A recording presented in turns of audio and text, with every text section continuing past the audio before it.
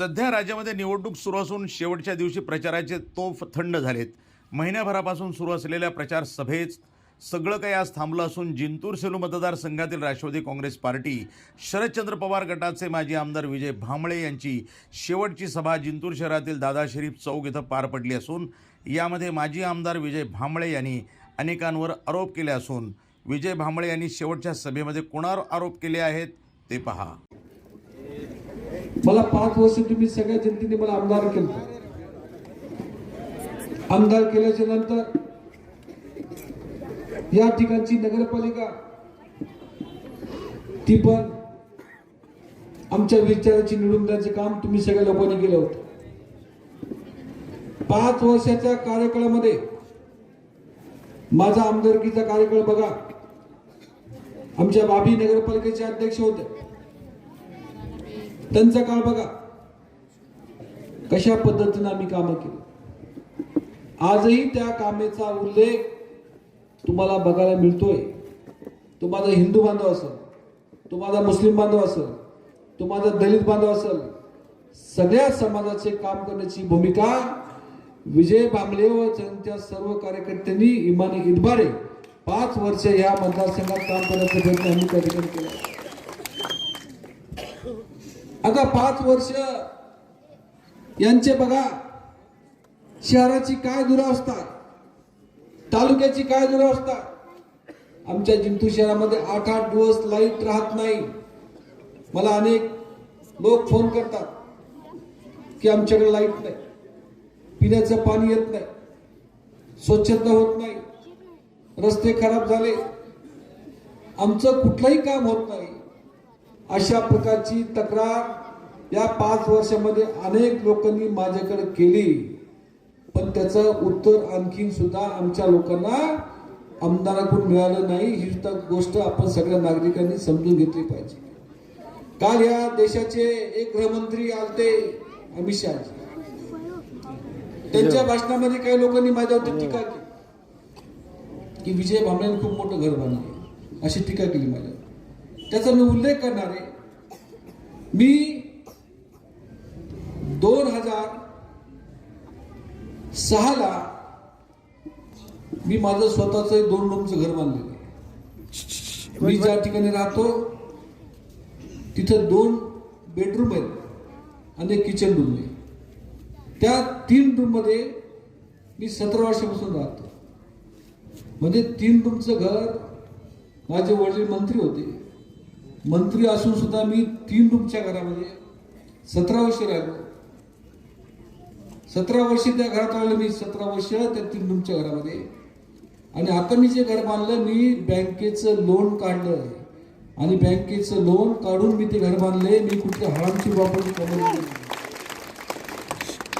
त्या नेत्यांना सांगायचं अर्बन बँकेत जा, सावजी साहेबाच्या बँकेत जाऊन बघा की त्या घरावरती किती लोन काढलेले, किती कर्ज काढलेले, कर्ज काढून ते घर बांधलेले, कोणाच्या हरामचे पैसे खाल्ले नाही. माझ्यावरती काल परवा केला एक त्यांचे छोटे भाऊ, त्यांनी एक आरोप केला व्यापाराचे दुकान पाडले. कोणी पाडले? त्या व्यापाऱ्यांना आम्ही दुकान दिले होते. आमचे तालुका अध्यक्ष मनोज चिटेला मी सभापती केला. अनेक व्यापारी आले माझ्याकडे, त्यांनी सांगितलं आम्हाला धंद्या पाण्यासाठी एखादी जागा द्या. सांगितलं देऊन टाक. जागा देऊन टाकली. त्यांनी बांधकाम केलं, त्याची परवानगी आणली आम्ही सरकारकडून. परवानगी आणल्याच्या नंतर मार्केट कमिटी त्यांच्या ताब्यात गेली की लगेच नोटीस काढल्या की हे दुकान पाडून टाका. आणि सकाळी 5 वाजता 5 पोकलेन आणले आणि त्या गरीब सर्वसामान्य लोकांचे कुटुंब उद्ध्वस्त केले, त्यांना पोटा पाण्यावर उठून टाकलं. अशा प्रकारचं फालतू राजकारण मी कधी केलं नाही. मी नगरपालिकेचे मी त्या दिवशी उदाहरण सांगितलं. पोलीस स्टेशनच्या बाजूला 4 दुकान होते. ते दुकानमध्ये मी त्या दिवशी भाषणात सांगितलं की ते दुकान उठू लागले, पण मी उठू दिले नाही. अशा प्रकारचं फालतू राजकारण मी कधी केलं नाही. हे सुद्धा मला आजच्या कार्यक्रमाच्या निमित्ताने लोकांना सांगायचंय. आणि आज जी मार्केट कमिटी चालू आहे किती त्रास आहे. किराणा दुकानला कधीही टॅक्स लागला नाही, कधीच लागला नाही. आतापर्यंत जेवढ्या मार्केट कमिट्या होत्या त्या मार्केट किमतीमध्ये कधीच किराणा दुकानला टॅक्स कधी लागला नाही. पण यांच्या काळामध्ये आता किराणा दुकानाला सुद्धा टॅक्स लागतो. किराणा दुकानला टॅक्स लागला म्हणजे लोकांकडून ते जास्ती पैसे आता तो दुकानदार घेणारच, त्याची काही चूक नाही. अशा प्रकारची टॅक्स वसुली या मार्केट कमिटीमध्ये सुरू आहे. अहो मला सांगा, मला काही व्यापाऱ्यांना सांगायचं, काही व्यापारी त्यांचं बरंचसं काम करतात. आता ते बीडी कोकरवाला मला सांगायचं, आता आहेत केले जवळपास आहेत केले मला माहित नाही. आणि ते बीडी कोकरवाला सांगायचं तुमचं दुकान ते रेमंड शोरूम आहे का, त्या रेमंड शोरूमवर माजी आमदार त्यांचे बंधू अण्णासाहेब बोर्डीकरनं ताबा केलता, बरोबर आहे. ताबा केलता. ते ताबा उठवण्यासाठी विजय भांबळे पुढे आलता. विजय भांबळे लक्ष ठेवा, रेमंडचं शोरूम माझ्यामुळे उभं आहे आणि तुमच्या दुकानात पैसे वाटायले का.